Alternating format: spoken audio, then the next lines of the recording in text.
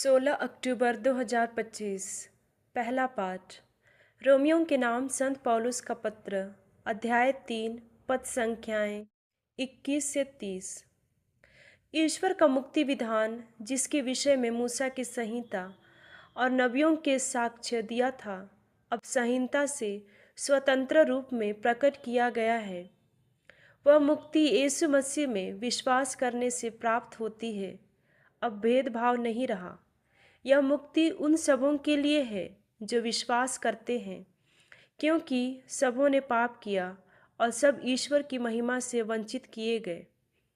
कृपा से सबों को मुफ्त में पाप मुक्ति का वरदान मिला है, क्योंकि यीशु मसीह ने सबों का उद्धार किया है। ईश्वर ने चाहा कि यीशु अपना रक्त बहाकर पाप का प्रायश्चित करें और हम विश्वास द्वारा उसका फल प्राप्त करें। ईश्वर ने इस प्रकार अपनी न्यायप्रियता का प्रमाण दिया, क्योंकि उसने अपनी सहनशीलता के अनुरूप पिछले युगों के पापों को अनदेखा कर दिया था।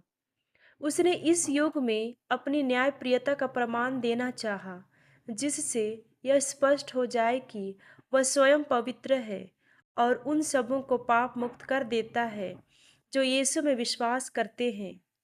इसलिए किसी को अपने पर गर्व करने का अधिकार नहीं रहा। किस विधान के कारण यह अधिकार जता रहा? यह कर्म कांड के विधान के कारण नहीं हुआ, बल्कि विश्वास के विधान के कारण, क्योंकि हम मानते हैं कि संहिता के कर्मकांड द्वारा नहीं, बल्कि विश्वास द्वारा मनुष्य पाप मुक्त होता है।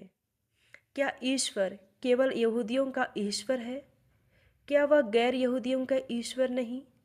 वह निश्चय ही गैर यहूदियों का भी ईश्वर है, क्योंकि केवल एक ही ईश्वर है जो खतने वालों को विश्वास द्वारा पाप मुक्त करेगा और उसी विश्वास द्वारा बेखतने लोगों को भी। प्रभु की वाणी। संत लुकस के अनुसार पवित्र सुसमाचार, अध्याय 11, पद संख्याएं 47 से 54। प्रभु ने कहा, धिक्कार तुम लोगों को, क्योंकि तुम नबियों के लिए मकबरे बनवाते हो, जबकि तुम्हारे पूर्वजों ने उनको मार डाला है। इस प्रकार तुम अपने पूर्वजों के कर्मों की गवाही देते हो और उनसे सहमत भी हो, क्योंकि उन्होंने तो उनको मार डाला और तुम उनके मकबरे बनवाते हो। इस कारण ईश्वर की प्रज्ञा ने यह कहा है, मैं उनके पास नबियों और प्रेरितों को भेजूंगा। वे उनमें से कितनों को मार डालेंगे और कितनों पर अत्याचार करेंगे। इसलिए संसार के आरंभ से जितने नबियों का रक्त बहाया है, हाबिल के रक्त से लेकर जकरियस के रक्त तक, जो वेदी और मंदिर गर्भ के बीच मारा गया था, उसका हिसाब इस पीढ़ी को चुकाना पड़ेगा। मैं तुमसे कहता हूँ, उसका हिसाब इस पीढ़ी को चुकाना पड़ेगा। ये शास्त्रियों, धिक्कार तुम लोगों को, क्योंकि तुमने ज्ञान की कुंजी ले ली। तुमने स्वयं प्रवेश नहीं किया और जो प्रवेश करना चाहते थे उन्हें रोका।